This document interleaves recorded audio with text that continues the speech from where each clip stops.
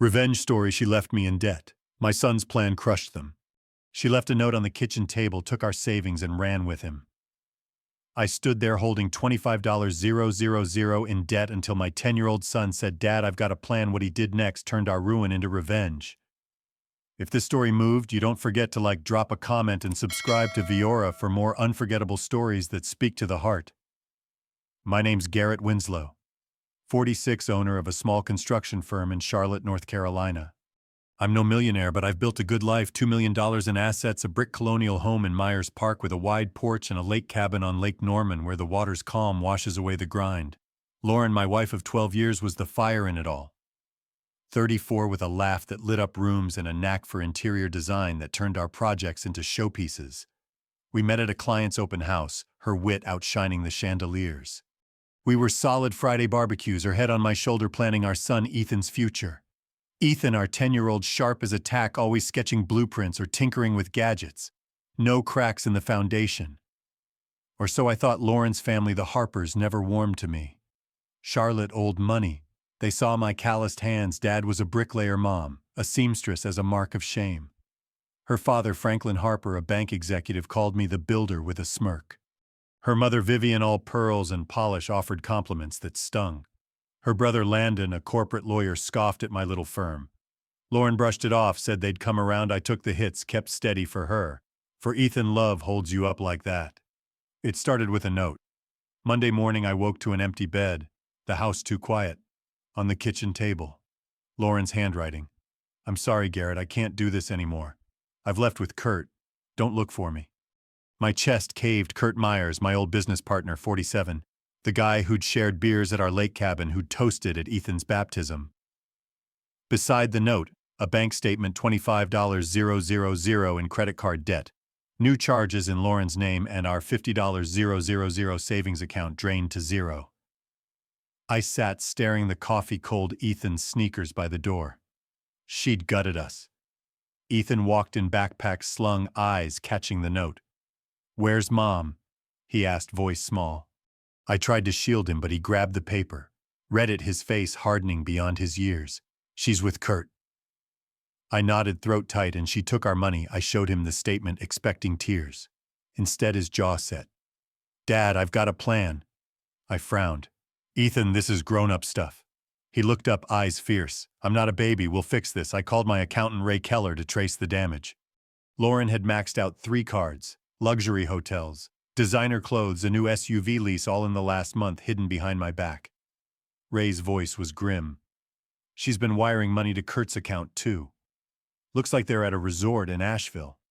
My fists clenched. Kurt, who'd left my firm 3 years ago, bitter over my conservative bids, now living large on my dime. I wanted to storm Asheville, drag them back, but Ethan stopped me. "Don't, Dad, we need proof."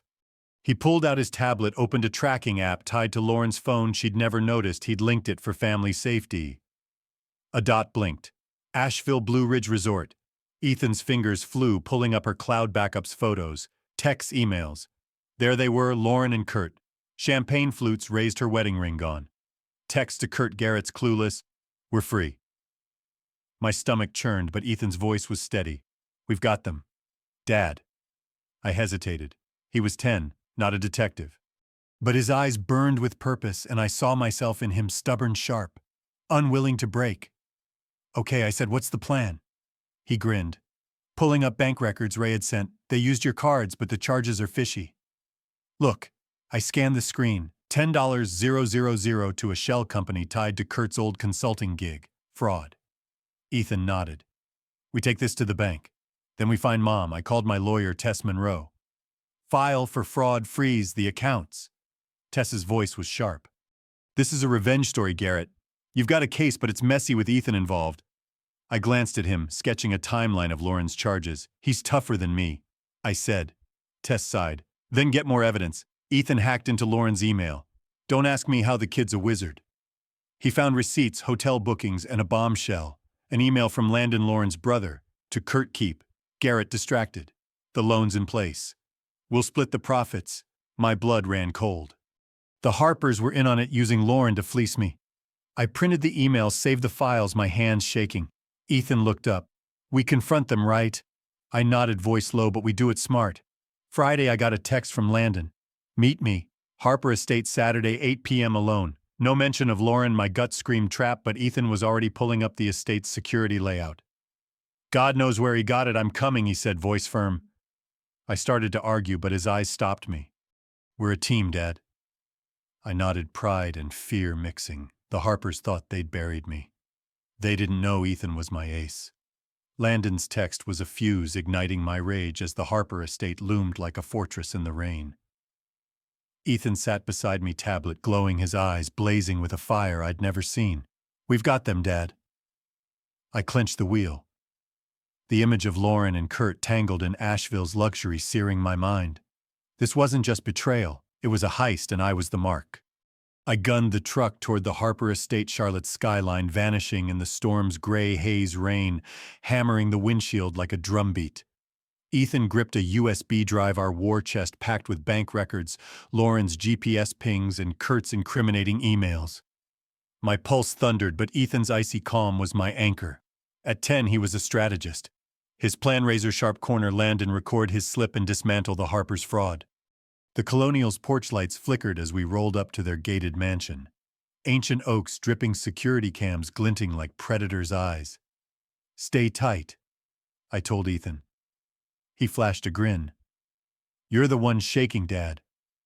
Vivian swung the door open, her smile a polished dagger, her silk gown catching the chandelier's glow. Garrett Howe, bold of you to intrude. Her gaze sliced to Ethan's lips, pursing. This is Harper business. I stepped forward, towering voice low and lethal. Ethan's my partner. Where's Landon? Her pearls clicked a nervous tick before she led us through the marble foyer. Portraits of smug Harpers staring down the study was a vault of mahogany and old money. Franklin Harper seated at a desk, whiskey swirling, eyes hard as granite. Landon lounged on a leather sofa, cufflinks flashing, his smirk a taunt. No Lauren, no Kurt. The air was thick, a coiled rattlesnake waiting to strike. Sit, Franklin barked, gesturing to a chair. A leather folder waited, stamped with their crest, its weight heavy with intent. I opened it. Divorce papers, my name typed in cold print terms, a death sentence I'd lose. The Lake Norman cabin, half my construction firm's equity, and Ethan's college fund, all to free Lauren. Signed Franklin, said, voice flat. She's chosen Kurt. You're a relic. Landon leaned in, grin sharp as a blade. Myers is her future Winslow. You're just the hired help. Ethan's hand tightened on my arm, his eyes screaming. Don't break. My blood boiled, but I kept my face stone, sliding the USB from my jacket. Before I sign, let's settle accounts. Franklin's lip curled, dismissive. No games, builder. I plugged the drive into my phone, hit play. Landon's email audio echoed. Keep Garrett distracted. We'll split the profits. The room went still, a tomb silence. Vivian's whiskey glass trembled, splashing her wrist. Franklin's face, purpled veins pulsing. Landon shot up, snarling, That's doctored! I tossed Ray's bank records beside the folder. $25,000 in credit card debt. $50,000 wired to Kurt's shell company. Harper's signatures glaring in black ink. You bled your daughter dry. Our family, I said, voice a guillotine. My lawyers got fraud charges ready to drop. Franklin slammed his fist desk, shuddering. You're out of your depth, Ethan stood, voice cutting like a whip. We've got more photos, GPS receipts. He swiped his tablet, pulling up Lauren and Kurt at Blue Ridge Resort, her wedding ring gone, their champagne flutes clinking under starlight. Vivian gasped.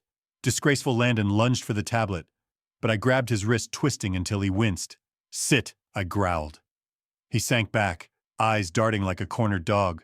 The Harper's empire was fracturing and we were the dynamite. I leaned in, voice low, lethal. You want me gone, fine. But your secrets hit the front page.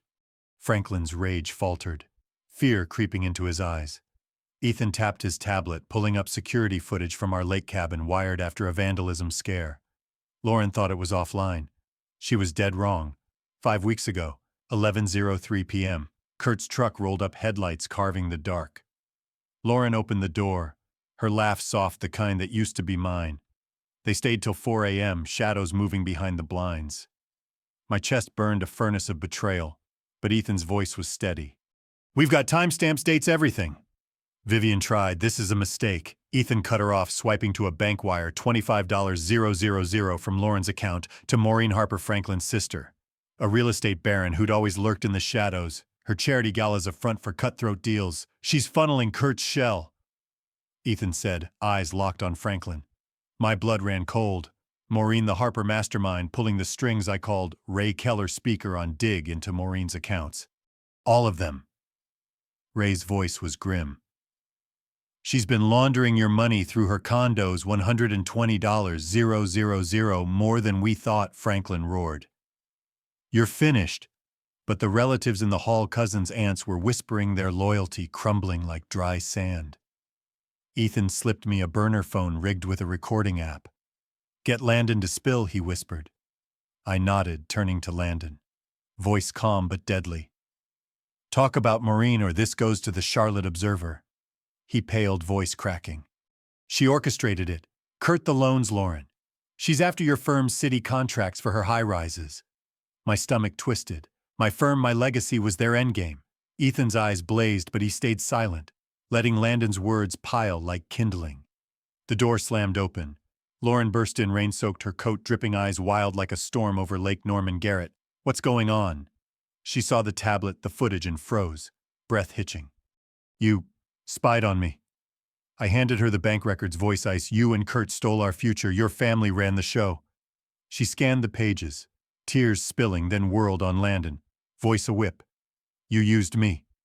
Franklin tried Lauren, he's manipulating. She slapped the desk, papers flying like shrapnel. Shut up, Dad. The room went deathly still. Ethan stepped forward, tablet glowing. There's more, Mom. He swiped to Maureen's email to Kurt. Get Lauren out of Charlotte. Winslow's too close. Lauren's sob broke, but her eyes turned molten. What else? I hesitated. The next twist would gut her. Ray called, voice urgent. Maureen's meeting. Kurt tomorrow, Uptown Hotel. They're planning to flip your cabin and your firm's biggest contract. My cabin, where Ethan learned to cast a line, where Lauren and I carved our initials in the dock. Ethan's face hardened, a warrior's resolve. We're crashing it right. I nodded, but Lauren grabbed my arm, voice trembling but fierce. I'm in, I'll make this right. Trust was ashes, but her fire was undeniable. I looked at Ethan, his nod sharp as a blade. Okay, I said. That night, Kurt texted, smug as ever. Give up, Winslow, you're done. I showed Ethan, expecting caution. He grinned, pulling up Kurt's bank app. Hacked somehow, the kid was a ghost in the machine. He's got $20,000 from Maureen, fresh deposit. We trace it, we bury them. I stared at my son, pride and dread colliding. He was 10, but he was my general. We planned for dawn, Jack Tate, my PI, tailing Maureen's Bentley to Uptown's sleek hotel, its glass facade glinting like a predator's teeth. Then Jack called, voice low. Got another player. Tessa Monroe, your lawyer, Tessa, 45. The bulldog who'd sworn to file my fraud charges, her sharp suits and sharper mind a lifeline. She's been emailing Maureen, Jack said. Your bid details, client lists, even your new downtown project. My knees buckled. Another traitor. Ethan's eyes narrowed, tablet flashing. We don't hit her yet, we need proof. I nodded, rage simmering, but his calm kept me grounded. Lauren spoke, voice barely audible, her hand shaking as she pulled out her phone. There's more. She played a voicemail from Vivian, left yesterday. Lauren, keep Kurt close. Maureen needs Garrett gone. My jaw clenched. Vivian, the pearl-draped matriarch, had orchestrated Lauren's affair. A puppet pulling Lauren's strings. Ethan's voice was cold. A blade in the dark. We record them tomorrow, everyone. I looked at my son, his face a mirror of my own fury. But Ethan wasn't done. He swiped his tablet, pulling up a new file, a hidden bank account. Not Lauren's, not Kurt's, but Ray Keller's. Dad, Ray got $5,000 from Maureen last week. Ethan said, voice steady but eyes troubled. Ray, my accountant, my friend who'd traced Lauren's fraud. Was he playing me? I called Ray, speaker off, voice low. You got anything to tell me? His pause was too long, his voice too smooth. All clean, Garrett. You're paranoid. My gut screamed otherwise. As we left the estate, a car idled across the street, its driver cloaked in shadow. Ethan's tablet pinged a new GPS signal. Not Lauren's, Kurt's. He was tailing us, his truck's headlights, a faint glow in the rain. Ethan's fingers flew, hacking Kurt's phone camera. The feed loaded. Kurt grinning, talking to someone off-screen. Winslow's done, he said. But the kid's a problem. My blood ran cold. Ethan's face went pale, but his voice was steel. "He's coming for us, Dad." What now? The hotel loomed a glittering trap waiting for dawn. But another shadow moved. A second car parked a block away, its plates obscured. Ethan zoomed in, his tablet trembling. "That's not Kurt's," he whispered. A new email popped up from an unknown sender to Kurt Winslow. "The Harpers want blood." My heart stopped. Someone else was in the game, and they weren't just after my firm. The car's headlights flared in the rain. Kurt's grin glowing on Ethan's hacked feed. "The kid's a problem," he said, voice oily. I gripped Ethan's shoulder. My pulse, a war drum. The second car, plates hidden, sat like a shadow across the street. Someone else was hunting us, and the Uptown Hotel was our last stand. I floored the truck, peeling away from the Harper estate. Charlotte's rain-slicked streets blurring past. Ethan's tablet glowed, Kurt's GPS dot trailing us, the second car's signal flickering. "They're coordinating," Ethan said, voice steady, but eyes sharp. My mind raced. Raise $5,000 deposit. Tessa's leaked bids. Vivian's voicemail, and now this unknown player. The Harpers weren't just after my firm, they wanted my life erased. I called Jack Tate, my PI, voice low. "2 cars on us, Kurt's one. Find the other." Jack's reply was grim. "I'm on it, hotel's crawling with Harper muscle. Be ready." Lauren sat in the back seat, her face pale, hands trembling, but eyes fierce. "I didn't know Garrett," she said, voice raw. Vivian pushed me to Kurt. "I thought he cared. I kept my eyes on the road." Voice cold. "He stole $75,000. Your family helped prove you're with us now." She nodded, pulling out her phone. "I've got Vivian's texts. They'll hang her." Ethan swiped his tablet, showing me a new file, a wire from Maureen to an offshore account labeled Winslow Contingency. "What's that?" I asked. Ethan's jaw tightened. "Payoff. Someone's getting paid to finish you." We parked a block from the Uptown Hotel, its glass facade gleaming like a blade in the dawn light. Jack texted Maureen's inside suite 1204. Kurt's, with her second car's driver. Unknown, armed. My stomach twisted. Ethan handed me a burner phone rigged to record. "We get in, get their confession. Get out," he said, voice like steel. Lauren's eyes met mine, resolute. "I'll face them." I nodded, trust fragile, but her fire undeniable. We slipped into the hotel, the lobby's marble floors echoing bellhops, oblivious to the war brewing above. The elevator hummed to the 12th floor, my pulse a metronome. Ethan's tablet pinged a live feed from a hacked hotel camera, Maureen and Kurt in the suite, papers spread on a table. "The cabin's title is clean," Maureen said, voice sharp. "Winslow's firm contract goes to our bidder tonight." Kurt laughed oily. "Garrett's clueless, Lauren's mine." My fists clenched, but Ethan's hand steadied me. "Wait," he whispered. We reached the door. Lauren's knock, sharp, deliberate. Maureen opened it, her tailored suit, pristine eyes narrowing. "Lauren." What, she saw me then? Ethan and froze. Kurt stood, smirk fading. "Winslow." I stepped in, voice ice, game's over. Ethan held up his tablet, the hacked feed playing their words. Maureen's face paled, but she recovered, voice smooth. "You're outmatched, Garrett." Lauren stepped forward, voice ablade. "You used me, Aunt Maureen. Vivian too." She played Vivian's voicemail. "Keep Kurt close. Maureen needs Garrett gone." Kurt cursed, lunging for the phone, but I blocked him, pinning him against the wall. "Talk," I growled. Maureen laughed cold. "You think this ends here? You're a speck." Ethan swiped his tablet, pulling up the offshore account. $200,000 wired to a name, Victor Langston. My blood ran cold. Langston, 52. Charlotte's top real estate shark, a Harper ally who'd bid against my firm for years. "He's your contingency," Ethan said, voice steady. Maureen's smile vanished. "How did you?" Ethan cut her off, showing a photo, Langston in the second car last night. His face clear. Jack's text hit Langston's downstairs, armed, eye released. Kurt, voice low. "You're all done."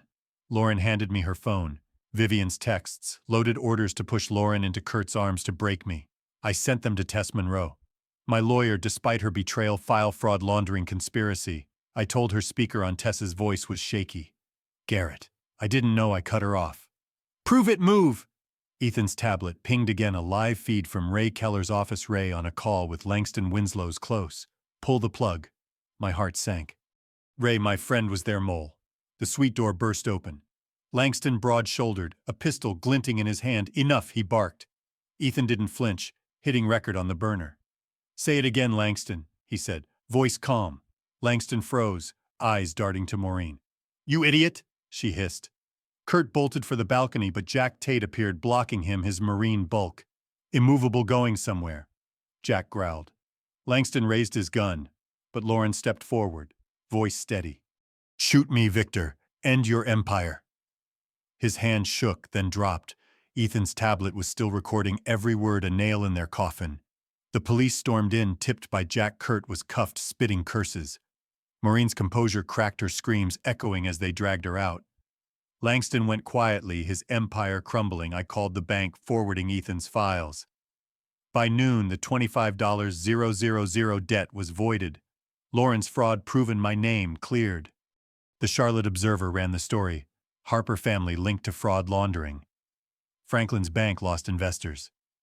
Vivian's socialite status evaporated. Landon's law firm folded. Lauren and I met Tess at her office. Ethan by my side. "You've got them," Tess said, tossing a legal pad. "Maureen's facing 15 years. Kurt's got 7. Langston's spilling on Ray." I leaned back, the weight lifting, but not gone. "And Lauren?" Her eyes met mine, raw but firm. "I'll testify," she said. "Against my family, Kurt, everyone." I nodded, respect flickering through the scars. She'd chosen truth, late but real. Then Jack dropped a final twist. "Found a video," he said, emailing a file grainy from a bar's security cam. Franklin drunk to a stranger. "We hired Kurt to seduce Lauren, crush Winslow, secure the contracts." My stomach churned. Ethan's face went still, but Lauren's tears fell. "They planned it all." I pulled her close, voice a vow. "They're done." We leaked the video to the press. Anonymous, no trace headlines screamed, "Harper Patriarch admits to marriage sabotage." Franklin faced foreclosure. Vivian's galas canceled. Maureen's condos seized. Ray was indicted, his betrayal. A bitter pill. I sold the cabin, the colonial, every tainted brick. We moved to a sleek uptown loft, Ethan sketching blueprints by the windows. Charlotte's lights, a quiet promise, my firm survived. Leaner clients doubling down. Lauren and I stayed married, legal battles bound us, divorce too messy. She rebuilt her design firm, I rebuilt my trust, one step at a time. Jack and I met for beers, his grin wide. "You wrote a hell of a revenge story," he said. I shook my head. "Not revenge, justice." He nodded, understanding. "What's next?" I sipped my beer. "The city humming, keep building." Lauren joined us, her smile fragile but real. We weren't whole, but we were moving. The Harper's fall was Charlotte's gossip. Langston's arrest sealing their ruin. But questions gnawed. Did I push too far? Burn too much? Should I have shielded Ethan or let him fight? Was staying with Lauren strength or surrender? I poured a bourbon. Ethan asleep, the loft quiet. "To truth," I said, glass raised. "What's next?" Forgiveness. A fresh start, or another battle. What would you do standing in my shoes? Like what you heard? Hit that like button. Share your thoughts in the comments. And subscribe to Viora. Because the next story might just be your favorite one yet.